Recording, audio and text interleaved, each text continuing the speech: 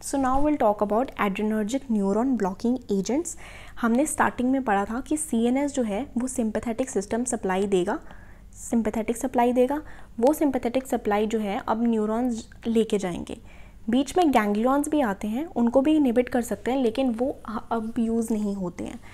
तो न्यूरॉन्स को हम इनहिबिट करेंगे, सिंपैथेटिक को इनहिबिट करेंगे। सिंपैथेटिक को हमने पहले ही पढ़ लिया क्लोनिडीन और मिथाइल डोपा देके, और न्यूरॉन्स को इनहिबिट कैसे कर सकते हैं, रिजर्पाइन देकर। तो ये जो रिजर्पाइन है ये कैसे बनता है, ये एक प्लांट रूवुल्फिया, वो एक इंडियन प्लांट है। ये एक्शन क्या करता है, ये दोनों ही कार्डियक आउटपुट और टोटल पेरिफेरल रेजिस्टेंस को डिक्रीज़ कर देगा। और ये कैसे डिक्रीज़ करेगा, ये जो डोपामीन है उसकी एंट्री और उसकी जो स्टोरेज है जो वेजिकल्स में होती है उसे ब्लॉक करके करेगा। नॉर्मली क्या होता है कि ये टायरोसिन है, टायरोसिन अमाइनो एसिड जो है वो डोपा में कन्वर्ट होता है। ये बायोकेमिस्ट्री में हमने पढ़ा है, डोपा फिर डोपामीन में कन्वर्ट होगा। अब ये जो डोपामीन है जो कि एक बायोजेनिक अमीन है, वो इस वेजिकल में जाकर स्टोर हो जाएगी। अब ये डोपामीन वेजिकल में जाकर क्या किस में कन्वर्ट होगी, ये कन्वर्ट होगी नॉरएपिनेफ्रिन में। लेकिन ये जो रिजर्पाइन है ये क्या करती है, ये डोपामीन की एंट्री वेजिकल में नहीं होने देती, ये ब्लॉक कर देती है। ये कैसे ब्लॉक करती है, जो भी ट्रांसपोर्टर है उसे ब्लॉक कर कर। ये जो है ये रेडिली ब्रेन के अंदर एंटर कर सकती है। ब्रेन के अंदर एंटर करके ये सिडेशन और डिप्रेशन कॉज करेगी। दोनों ही सिंपैथेटिक को इनहिबिट करने से मिल जाते हैं। अगर डिप्रेशन हमें दिख रहा है इनिशियली तो हमें ये वाली रिजर्पाइन जो है वो डिसकंटिन्यू कर देनी चाहिए। अब क्योंकि इसमें अगर बहुत ज़्यादा डिप्रेशन हो जाता है, कभी कभी साइकोटिक डिप्रेशन हो जाता है जिसकी वजह से सुसाइड हो सकती है, वो इंसान सुसाइड कर लेगा उस डिप्रेशन के चक्कर में। और क्या होता है कि इसमें गैस्ट्रिक सिक्रीशन जो है वो इंक्रीज़ हो जाती है। क्यों, क्योंकि हमारी जो बॉडी है जब वो डाइजेस्ट करती है वो कब करती है, जब हमें कोई प्रॉब्लम हो, जब हमें कोई स्ट्रेस हो, तब ज़्यादा वो अच्छे तरीके से डाइजेस्ट कर पाती है कि जब वो आराम से पैरासिम्पैथेटिक एक्शन के अंडर। तो इसमें क्या हो रहा है, सिंपैथेटिक इनहिबिट हो रहा है। तो जब इनहिबिट होगा तो ऑब्वियसली वो चीज़ें होंगी जो आराम से होने वाले टाइम पे होती है, जैसे कि डाइजेशन। तो इसीलिए गैस्ट्रिक सिक्रीशन जो है वो इंक्रीज़ हो जाएगी। इसीलिए दे आर कॉन्ट्रा इंडिकेटेड, एक तो उनमें जिनमें पहले से ही डिप्रेशन है, दूसरा जिनमें पेप्टिक अल्सर की हिस्ट्री थी, क्योंकि पेप्टिक अल्सर में ऑलरेडी HCl जो है वो इंक्रीज़ होता है। तो अगर हमने ये रिजर्पाइन दे दिया तो इसमें भी ADR है कि गैस्ट्रिक एसिड की सिक्रीशन इंक्रीज़ होना, तो that's why it is Contra indicated. Second जो है दैट इज़ गुआनिथिडीन, जिसे हम गुआनिड्रल बोलते हैं, मेनली गुआनिड्रल बोलते हैं। ये क्या करता है, ये रिप्लेस करता है नॉरएपिनेफ्रिन को वेजिकल्स के अंदर। मतलब वेजिकल्स के अंदर नॉरएपिनेफ्रिन पड़ा है तो वहाँ जाकर उसको बाहर निकालता रहेगा या फिर उसको रिप्लेस करके खुद आता रहेगा। T-हाफ जो है वो इसका लॉन्ग है, 5 डेज़ का है, तो इसलिए इसके जो सिम्टम्स हैं वो आने में टाइम लगता है, वो ग्रेजुअल होते हैं। इसका ADR क्या है कि ये पोस्चरल हाइपरटेंशन कॉज करेगा, हाइपोटेंशन फॉलोइंग एक्सरसाइज, और GIT मोटिलिटी को इंक्रीज़ करेगा जिसकी वजह से डायरिया हो जाएगा। ये सारी जो चीज़ें हैं ना ये पैरासिम्पैथेटिक वाली एक्शंस वाली ही हैं। कि हाइपोटेंशन हो गया, ये तो हमें हाइपोटेंशन, पोस्चरल हाइपरटेंशन तो कितनी दफ़ा कर लिया हमने कि कैसे सिंपैथेटिक को इनहिबिट करके जो वीनोडाइलेशन है वो हो जाती है, जिसकी वजह से वेन्स से ब्लड है ऊपर हार्ट तक आ ही नहीं पाता, इसलिए postural hypotension, hypotension following exercise और GIT मोटिलिटी इंक्रीज़ हो जाती है जिसकी वजह से डायरिया हो जाता है। So now let's start about Adreno receptor antagonists. Sympathetic का एक्शन हुआ, उसके बाद वो गैंग्लिया में गया, गैंग्लिया से न्यूरॉन्स में गया, न्यूरॉन्स के बाद उसने जो एक्शन किया वो ऑब्वियसली किसी ना किसी मसल पे एक्ट करेगा जिसके ऊपर रिसेप्टर्स लगे होंगे, तो दे आर रिसेप्टर्स के बाद उसके बाद एक्शन होगा। तो अब जो हम फेस कर रहे हैं उसमें हम रिसेप्टर्स को ब्लॉक कर रहे हैं। बेसिकली हमने यहाँ पे सिंपैथेटिक का बात कर लिया कि सिंपैथेटिक को हम कैसे ब्लॉक करते हैं, जैसे कि क्लोनिडीन देकर। न्यूरॉन्स को कैसे ब्लॉक करते हैं, जैसे कि रिजर्पाइन देकर। और अब हम कर रहे हैं कि रिसेप्टर्स को कैसे ब्लॉक कर रहे हैं। रिसेप्टर्स जो होते हैं अब हर जगह पे अलग होते हैं, जैसे कि बीटा रिसेप्टर्स होते हैं, कुछ होते हैं अल्फा रिसेप्टर्स।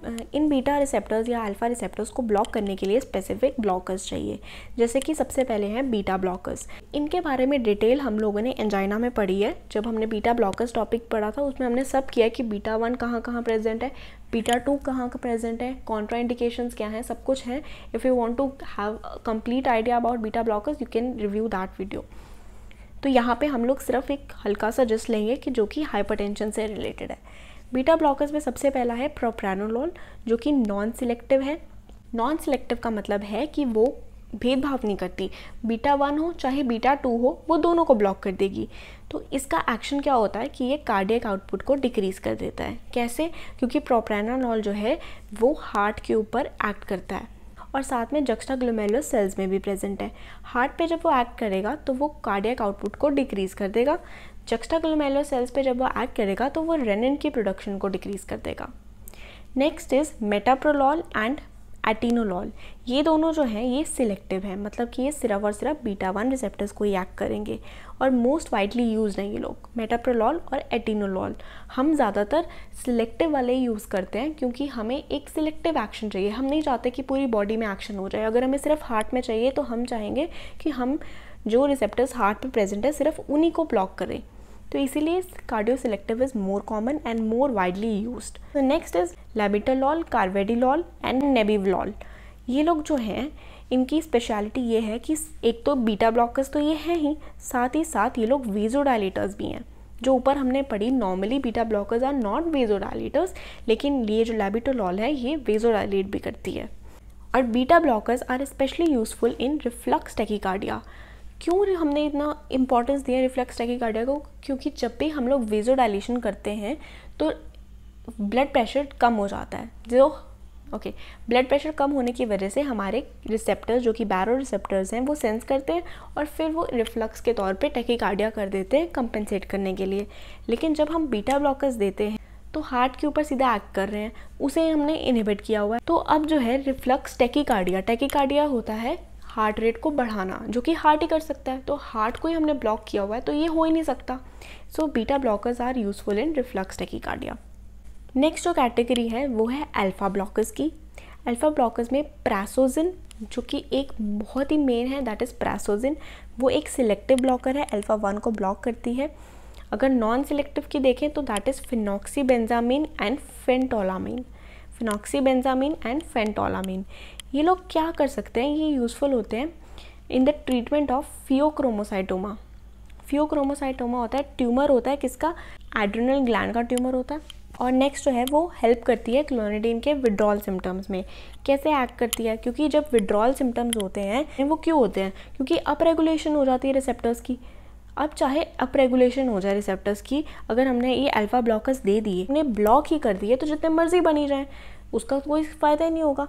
तो दैट इज़ विड्रॉल सिम्टम्स को कम करना by blocking the alpha receptors जो कि अपरेगुलेट हो चुके हैं। नेक्स्ट स्टेज की जो अल्फा 1 ब्लॉकर्स हैं, इनिशियली वो टोटल पेरिफेरल रेजिस्टेंस को कम कर देते हैं और वीनस कैपेसिटेंस को भी बढ़ा देते हैं, लेकिन बाद में रिफ्लक्स टैकीकार्डिया भी कॉज कर देते हैं। कैसे? वो हम बहुत बार पढ़ चुके हैं कि ब्लड प्रेशर कम होगा, उसकी वजह से रिफ्लक्स में टैकीकार्डिया हो जाएगा। लॉन्ग टर्म अगर हम यूज़ करें तो सॉल्ट और वाटर का रिटेंशन हो सकता है, जिसकी वजह से पोस्चरल हाइपरटेंशन जो है वो नहीं होगा। और साथ में एक और फंक्शन है कि ये LDL को डिक्रीज़ कर देता है, HDL को इंक्रीज़ कर देता है। दैट इज़ वेरी गुड, क्योंकि LDL जो होता है low density lipoprotein, this is not good for health.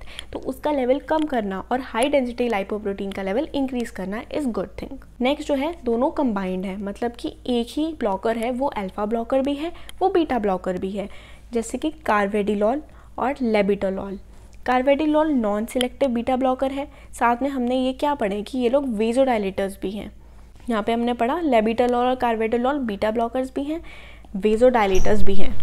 तो इसकी जो एक्टिविटी है अल्फा एंटागोनिस्ट की और एज एन बीटा एंटागोनिस्ट की वो है 1:10, मतलब बीटा एंटागोनिस्ट की ज़्यादा है अल्फा के कंपैरिजन में। नेक्स्ट जो है लेबिटालॉल है, ये भी नॉन सिलेक्टिव बीटा ब्लॉकर है और साथ में अल्फा 1 ब्लॉकर है। ये जो लेबिटालॉल है ये कहाँ पे यूज़ होता है? In pregnancy, hypertension in pregnancy. जब भी हाइपरटेंशन इन प्रेगनेंसी आए सबसे पहले आपके दिमाग में लेबिटालॉल ही आना चाहिए। सो या this was about it. If you have any query you can ask, and if you like the video please subscribe. Thank you.